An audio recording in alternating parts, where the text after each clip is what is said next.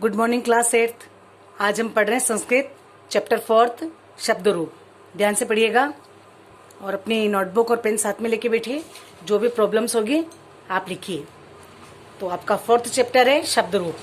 संस्कृत में कारक व वचन के अनुसार शब्द में परिवर्तन होना ही शब्द रूप कहलाता है। आपका यहाँ एक क्वेश्चन बनता है कि शब्द रूप किसे कहते हैं। मैंने उसकी डेफिनेशन आपको बता दी। और शब्दों के साथ कारक व वचन को दर्शाने के लिए जो शब्द जुड़ता है उसे हम विभक्ति कहते हैं।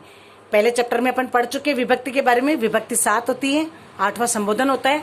विभक्ति प्रथमा, द्वितीय, तृतीय, चतुर्थी, पंचमी, षष्ठी और सप्तमी। तो ये विभक्ति के बारे में बता दिया मैंने आपको। और इसमें भी बता चुके हैं कि कारक और वचन को दर्शाने के लिए जो शब्द जुड़ता है उसे हम विभक्ति कहते हैं। अब देखिए, शब्द रूपों की दृष्टि शब्दों को 2 वर्गों में बांटा गया है। पहला हलंत, दूसरा अजंत। ये आपको मैंने दोनों वर्ग बता दिए। पहला में आ रहा है अजंत और दूसरा आ रहा है हलंत। तो सबसे पहले मैं आपको अजंत के बारे में बताऊंगी। ये अजंत की डेफिनेशन भी है। ये जो अजंत आपका जो वर्ग है शब्द का वो है एंडिंग इन वोवेल्स। जिन शब्दों के अंत में स्वर होता है उसे हम अजंत कहते हैं। ये आपकी अजंत की डेफिनेशन हो गई। एक क्वेश्चन यहाँ पर भी बनता है आपका, जैसे बाल, लता, फल, नदी, पशु आदि। ये आपका आ गया अजंत में। दूसरा आपका आता है वर्ग हलंत। ये शब्द के भाग है बेटा। दूसरा आपका आता है हलंत, यानी एंडिंग इन कॉन्सोनेंट। ठीक है, जिन शब्दों के अंत में व्यंजन होता है। अब देखिए, अजंत में तो क्या आ रहा है स्वर और हलंत में क्या आ रहा है व्यंजन। तो जिन शब्दों के अंत में व्यंजन होता है उसे हम हलंत कहते हैं। यहाँ पर आप देखिए, ये जो आपका निशान है ये हलंत का ही है। जैसे राजन, श्रीमान, महान आदि, इन शब्दों में हलंत लगता है।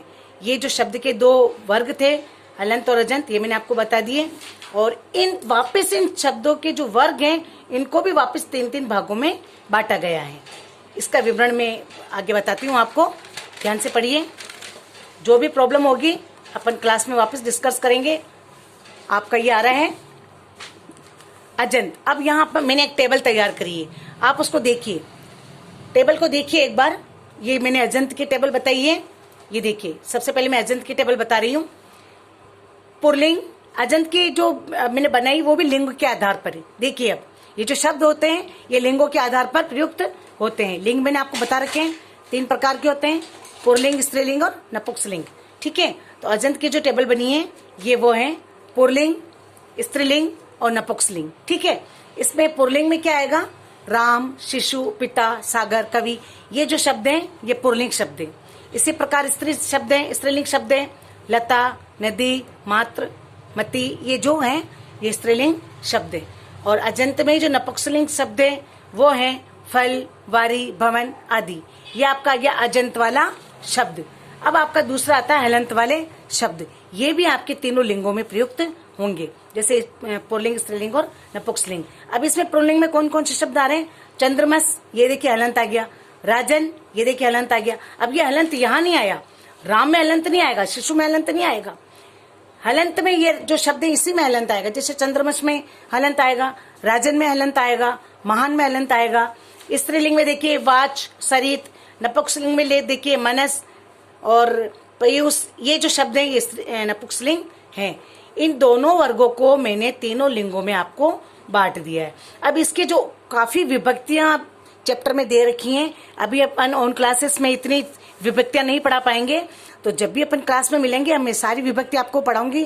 फिलहाल अगर जिन बच्चों ने बुक्स ले ली हैं वो बुक्स में देखिए कि पेज नंबर 24 से 37 तक सारी विभक्तियां अजंत की और हलंत की संस्कृत में पेज नंबर 24 से 37 तक अजंत और हलंत की पूरी विभक्तियां दे रखी है।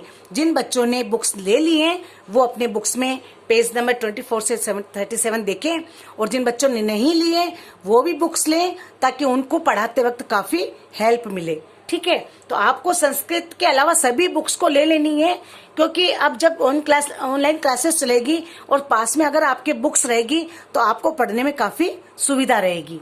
ठीक है, अब मैं आपको इन दोनों बताते हुए आगे चलते हैं अपन कि कुछ शब्द संख्यावाची भी होते हैं। अब आप कहते हो कि मैम जैसे स्त्रीलिंग और पुल्लिंग में, जैसे अगर अपन मानते हैं जैसे पुल्लिंग होता है पिता तो स्त्रीलिंग हो गया माता, और नपुंसकलिंग जो भी मकान, भवन, मेज, कुर्सी, ये हो गया। लेकिन मैं आपको बता दूं बेटा कि संख्याओं में भी स्त्रीलिंग, पुल्लिंग और नपुंसकलिंग होते हैं। ये शब्द मैं आपको बता रही हूँ। कुछ शब्द संख्यावाची शब्द होते हैं, उन्हें भी हम 3 लिंगों में विभक्त कर सकते हैं, जैसे पुल्लिंग, स्त्रीलिंग और नपुंसकलिंग। अब एक पुल्लिंग, एका स्त्रीलिंग, नपुंसकलिंग एकम, ये तीनों लिंग आ गए। इसी प्रकार प्रथम पुल्लिंग, प्रथमा स्त्रीलिंग और प्रथमम नपुंसकलिंग। इसमें काफी विभक्तियां दी हैं, आप बुक्स में देखें और कुछ विभक्तियों को आप अपनी नोटबुक्स में भी लिखें ताकि आपको याद करने में अच्छी सुविधा रहेगी।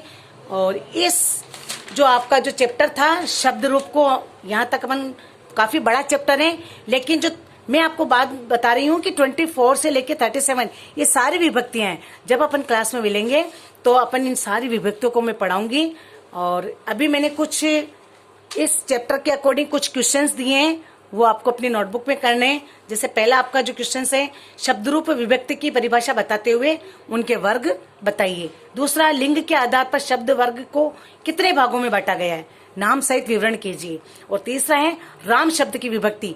मुझे पता है आपको राम शब्द की विभक्ति नहीं आएगी, लेकिन जैसे भी आपको आती है राम शब्द की, आप क्लास 6 में पढ़ चुके हैं, 7th में पढ़ चुके हैं, काफी बच्चों को आ जानी चाहिए। लेकिन अगर जिसको नहीं भी आती है तो भी आप राम शब्द की विभक्ति, 7 विभक्तियां और 8वां संबोधन जरूर लिखेंगे, मैं चेक करूंगी। ओके।